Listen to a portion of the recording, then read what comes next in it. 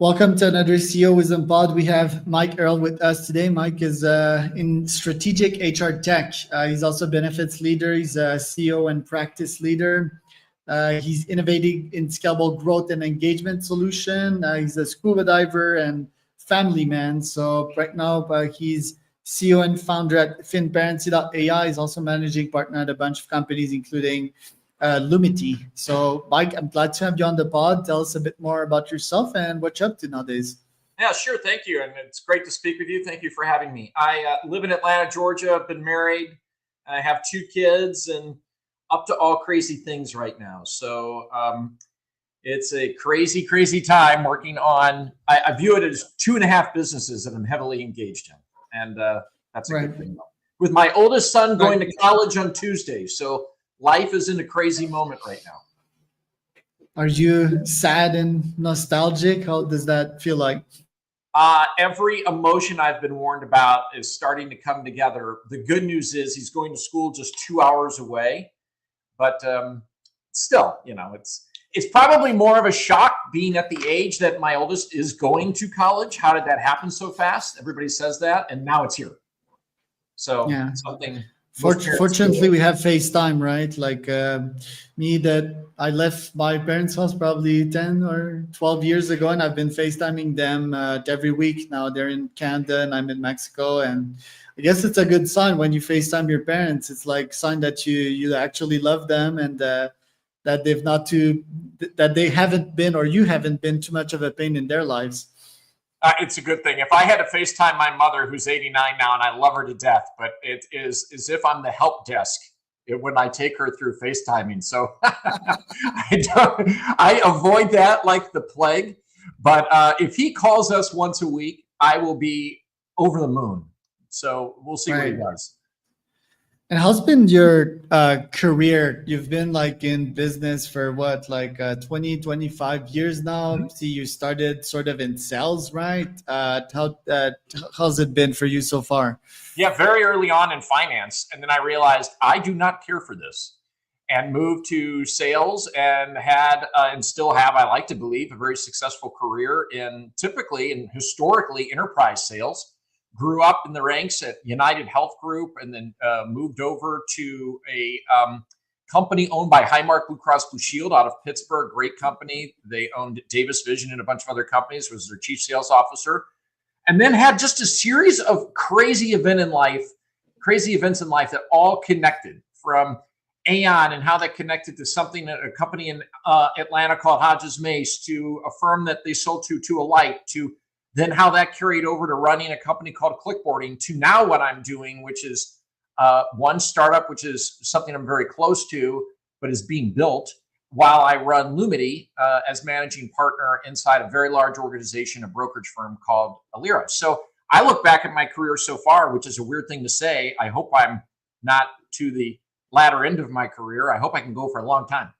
But I look at my career now as just not a straight line. It's been this. And that's okay.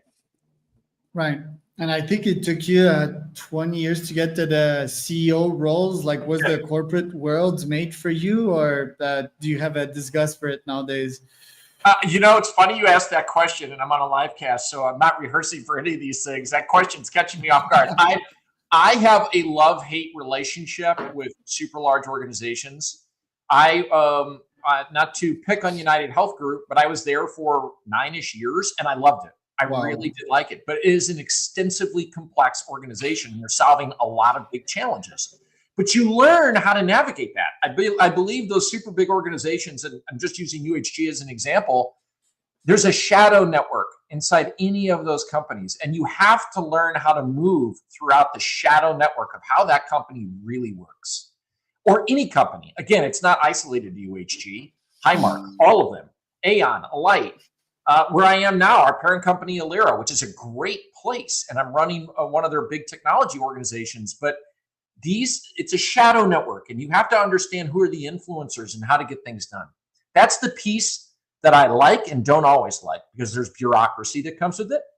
But as you scale an organization, that is just going to happen. Anytime you put a pool of people together, that's reality. And can you move through that shadow network without losing your value and crushing your own soul? Absolutely. I don't think you have to crush your own soul or compromise your ethics system or anything.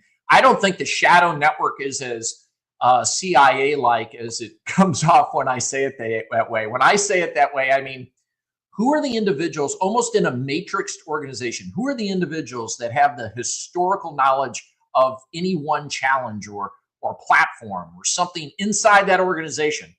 And by getting into their head and staying close to their knowledge, you understand how the broader organization runs easier and better. And it can help you accomplish what you need to get to your goals. So I don't view it as a negative thing. And I don't view it as a compromising of ethics. I view it as a necessity to hit what you were hired to do. And Interesting. actually, So it's less about politics. It's more about one, I guess, choosing the right org, right? Like making sure they fit your value even before you get to the interview. And two, once you're there, having a great manager that understands you and hopefully progressing through the ranks through pure meritocracy. Or is that a naive way to view it? no, I don't think that's a naive way to view it. The what do they call it? The beer test. If you can't have a beer with someone and determine during that, and I'm using this more as an example. I'm not really saying you're sitting down and having a beer during an interview. Not that I'd be opposed to it, A mezcal.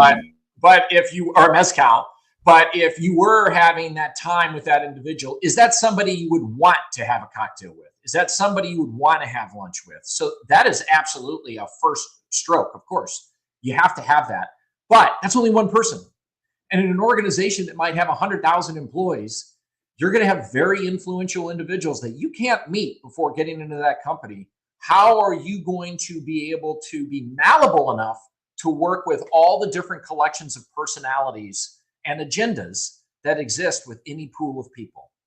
And to me, that's a very certain skill set. And you have to be not only humble, but willing to listen a lot and compromise. There you So go. And yeah, and the beer eventually test only becomes works a like little bit.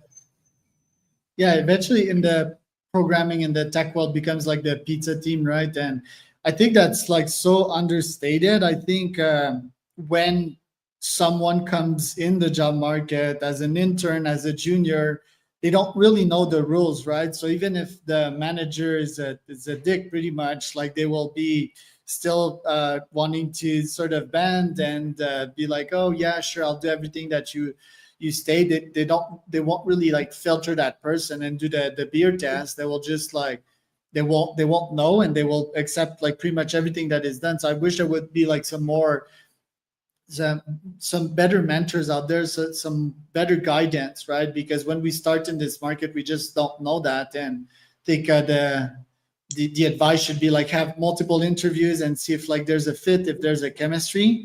And that can also apply in the sales world, right? Like you shouldn't take like every single client that comes to you. If the client's an asshole from the get-go, like why do you want to actually work with that person?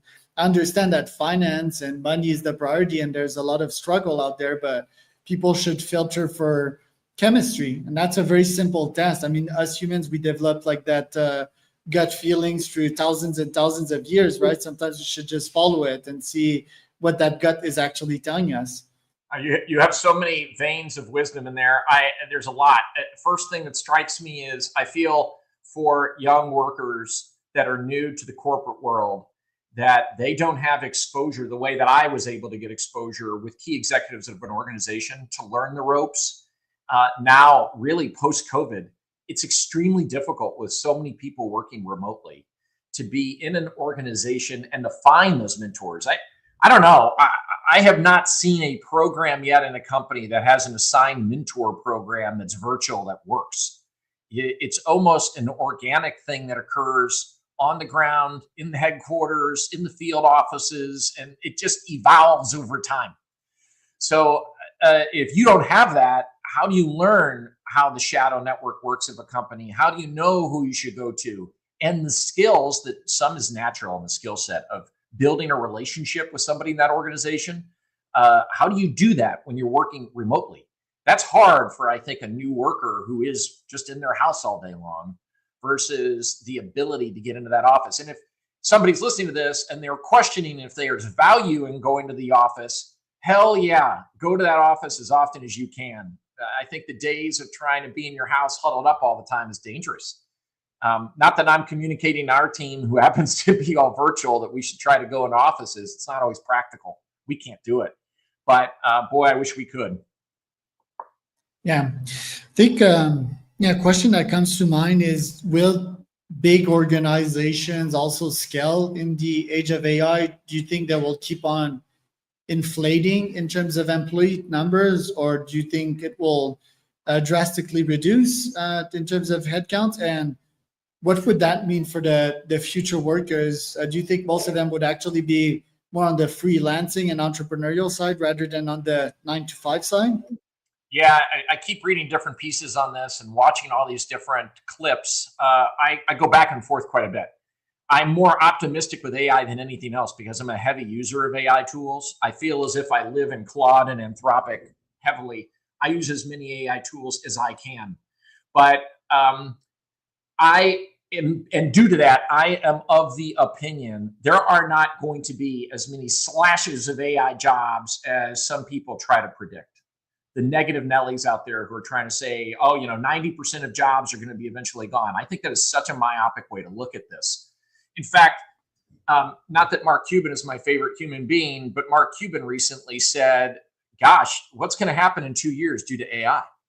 The value of face-to-face meetings is going to skyrocket because with AI capabilities, and I'll get back to the core of your question, with AI capabilities, you won't know whether you're having a real conversation with somebody in the other end. Is that really you, Charles? Or did AI just recreate what you look like in your conversation and your voice, which is getting very close to possible?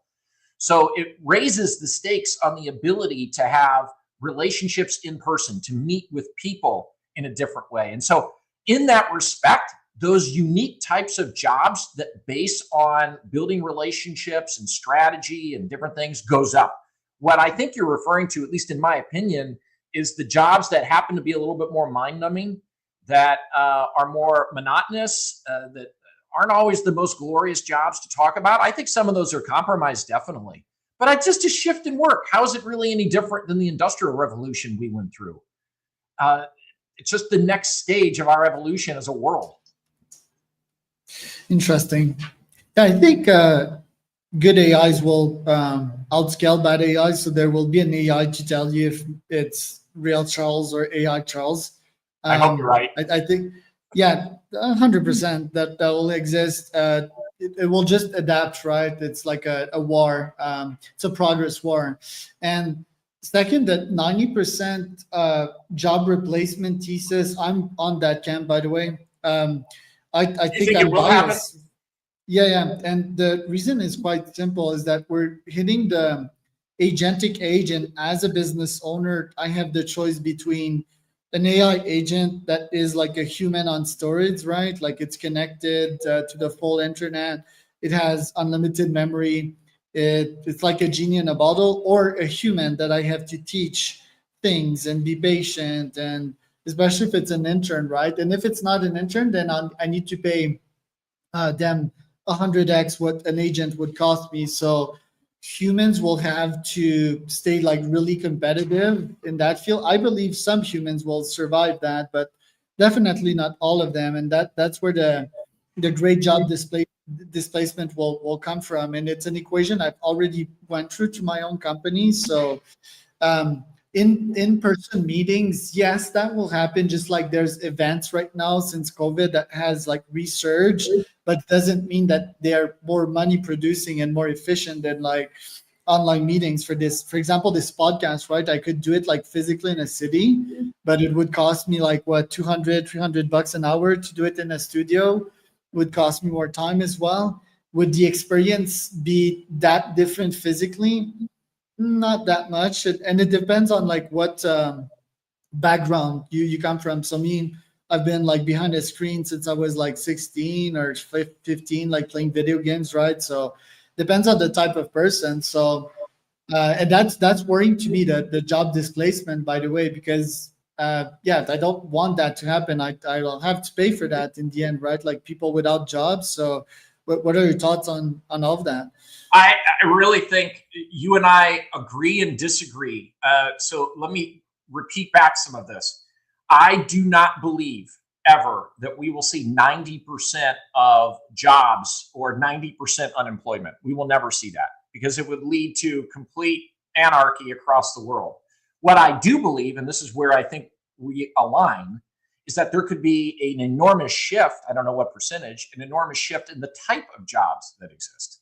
Right. So to me, it is a matter of we're not going to all be farmers like 120 years ago, at least in the United States. Some huge percentage of Americans were farmers. And now look, it's less than 3%, if I recall the last piece of data I saw.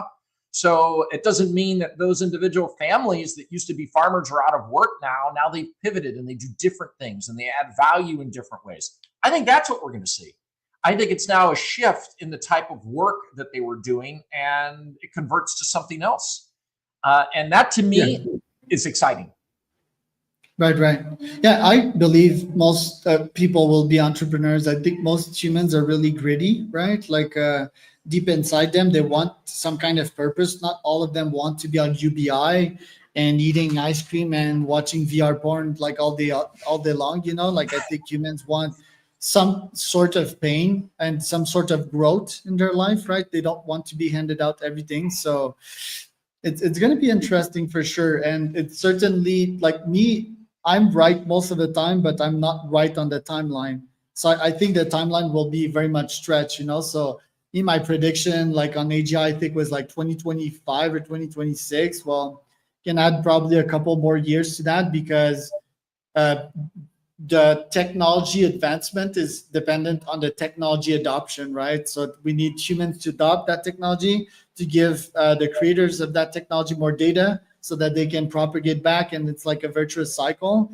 So I think it's going to take more time till that like fully happens.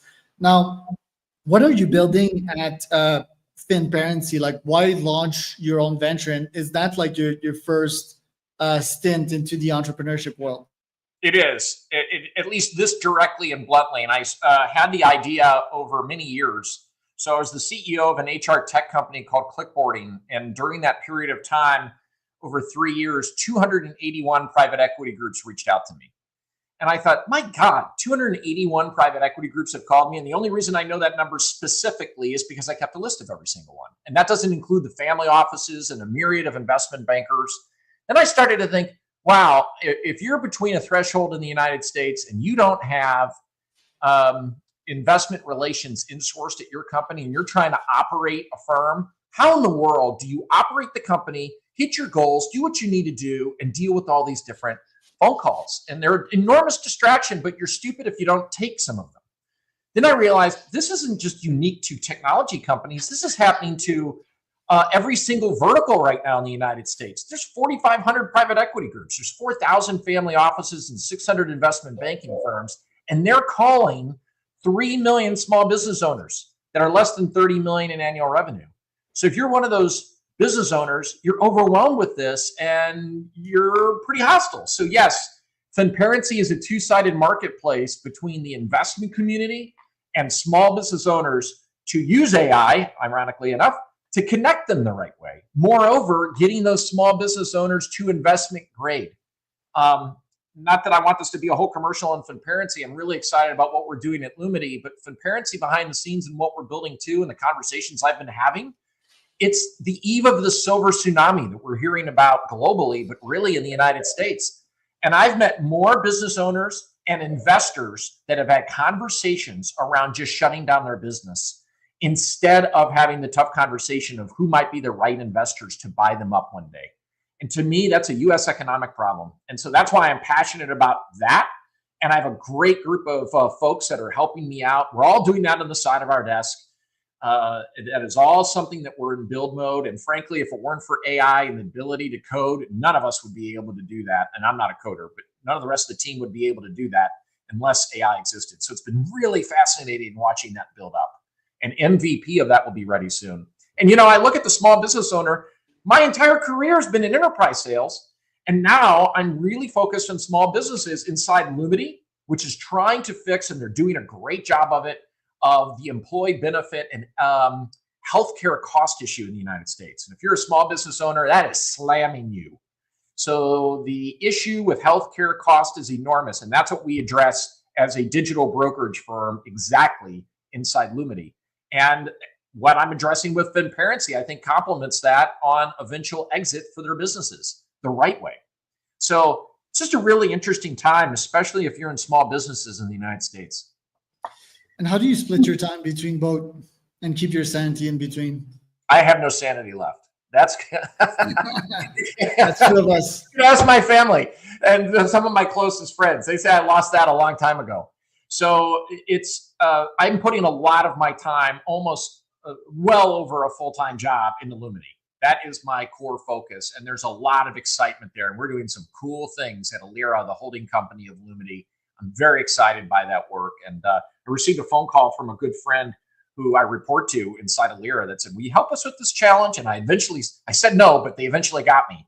But I'm enjoying that work because it's so meaningful. And I love Finparency, and I'm splitting my time working on Finparency because that's nights and weekends. So that's how I'm doing it. I'm finding time, nights and weekends, sprinkling in little things here or there. But job one is Lumity, and the build work on Finparency has just been a lot of fun. And then, I was at a networking event early this morning through a group called ACG, which is national, and that's a big private equity group. And you can mingle and find those little pockets of time even during the work week. So that's how I'm splitting it up right now. It's a lot of work. And then I'm an indirect owner in a different business, but that's been less distracting right now. Well, Mike, thanks for being on today. Where can people find out more about you and your business? Yeah, you can find me on LinkedIn. So my crazy last name, which is pronounced Ehrle, Ehrle. Right? Yeah. But if you go to Finparency.ai, sign up. We're keeping a log so that we will be following up with you as we launch the MVP and the next steps right after that, which are coming up soon. Or find me with Lumity.com, which we're going to be redoing that whole website. So don't judge us on that yet. But those are the two areas I'd go to. That was Mike and Charles for another